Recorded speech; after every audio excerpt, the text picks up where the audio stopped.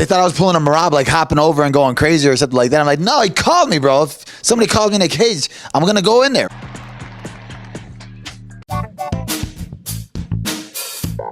This is the Schmo with the Pro. He's the UFC Welterweight Champion. Remember the name Belal Muhammad in the flesh. Las Vegas, Nevada. Just finished UFC 310 inside your hotel room. How we doing? Feeling good. Excited. The whole card was great. Glad that Pantoja won. I'm also glad that Luque won. He looked really good. I'm glad he knocked out teched them out regardless of the loss. I'm happy. Quick finish for him, someone you've trained with before. But talk to the Schmo for a second. Before we get into it, you came all the way back to the hotel room just for the brownie? Come on, fat guy, you're a champion. I didn't want it. Lewis Taylor, PFL middleweight champion, he's like, bro, let's go back to the hotel, get brownies. I'm like, all right, well, whatever, if you want that. But for me, I was looking for the gym to be open.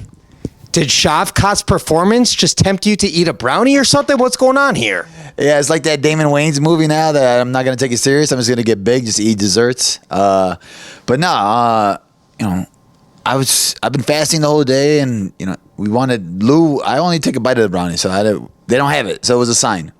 No brownie for you then? No, we're probably going to hit pads or something. Okay, there it is. He's schmotivated.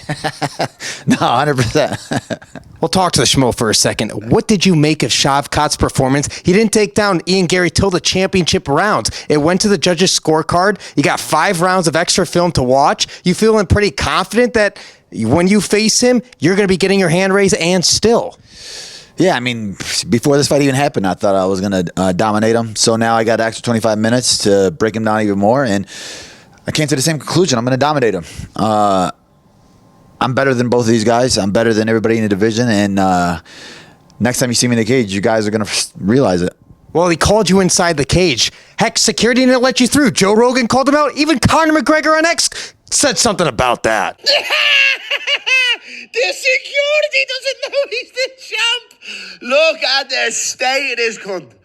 The security doesn't know he's the champ. I'm not surprised, motherfucker. Oh, mate. He is an asshole, I think. I'm excited for... Shut your mouth, you little dope. You barely got into the ring. They don't even know you were the champion. Tick. Who's this fucking guy? Who the fuck is that guy the security said, yeah? Stop, man. Yeah, I don't know. They thought I was pulling a Merab, like hopping over and going crazy or something like that. I'm like, no, he called me, bro. If somebody called me in a cage, I'm going to go in there, right? How'd the security not remember the name? I don't think they just heard it. They thought they didn't realize what was going on. They thought I was going in there to attack him. And I'm just like, bro, chill. So what'd you see when you locked eyes with the guy? What'd you guys say? For me, I was looking at him. I was like, bro, who's tweeting for you? Because I know it's not you. And he's like, bro, this guy right here. And then I looked at that guy, and he got a little bit nervous, and he walked away. Walked away?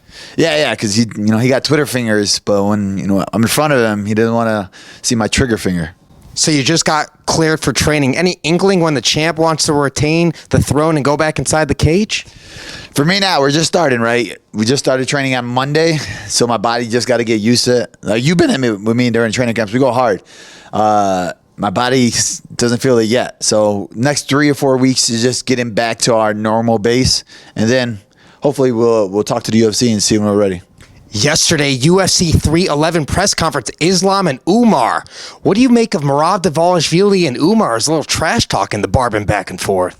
I'm excited for that one, right? You could just tell Merab is emotional.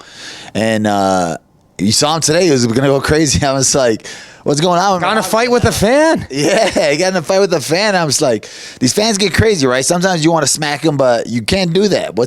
You're a professional fighter. But for the most part, I'm excited for that fight. I think the matchup is going to be great, especially with Islam and Umar back-to-back.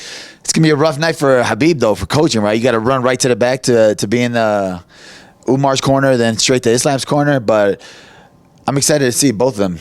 Los Angeles, it's going to be a great card. And Islam, he's headlining rematch against Arman Sarukian. Those guys locked horns before. What do you expect out of the champion Islam? And also, he was dismissive of facing Ilia Topuria, who wants to go up and challenge him at the 155-pound weight division. Yeah, I mean, it made a lot of sense the way he said it, right? He's like, if he goes down, if Ilia comes up and he beats him, so, you beat another 45er. I think Arman's definitely the the deserving contender right now. Obviously, the first fight was close, but I think Islam's grown so much. You've seen with his striking, with his grappling, and everything. And yeah, I think it's definitely going to be Ant still. And he wants another belt, but as long as you're champion at 170, the only other belt he's going to go for is probably 185. Do you think that's the case? Like I said, I've said it before. I think he could be the 185-pound champ easily. Driscus and Strickland, like, those are your two guys that are fighting for the belt. Strickland's going to try to teep his way to victory. Driscus is going to shoot on his knees and then throw big winding up punches. Like, I think Islam will take either one of them down and tap him out. Any preference who wins next week between Buckley and Colby Covington, main event, fight night in Tampa? I hope. Well, I know Buckley's gonna knock him out, but I hope he like punishes him a little bit first. I hope he like breaks his jaw. Then Kobe's in his corner, and he's looking to his coaches again. Oh, I think my jaw is broken. Then he goes out there, and then he actually gets his jaw broken. But then Buckley lets him up again. And then he like breaks his nose. Then he lets him up again, and then he just like breaks his ribs. I want Kobe to never want to fight again after that. It's the best thing to happen to Chicago sports in quite many years. Are you going to be headlining the United Center against Shavkat Rakhmonov? You talked to the UFC about that? I think it makes the most sense in the world. They want to come back to Chicago, United Center. You got two champions from Chicago, me and Juliana, right? We got a team full of killers right now that are running hot. Value Flows is the best team in the world right now, the only team in the world with two champions. So you got to come to Chicago. You got the magic touch. You going to be coaching the Bears next season too? I don't want to touch that team right now, right? Because I don't know the Bears. Dropped your phone. Rid of Eberflus. We're on the right track. On the right track. Yeah. You dropped your phone. You gonna pick it up? I don't even need it right now. That's what the Bears make me do. Okay, but let's end on a high note. Final message for all the Remember the Name Belal Muhammad fans before you dive deep into that brownie. To all the fans, I hope we're underdog again. Get your checkbooks out because we're gonna win again, and our stock's going up like Bitcoin. He's the pro. I'm the schmo. Just finished UFC 310. You're still gonna eat that brownie? No brownie. No brownie. Okay, we're out.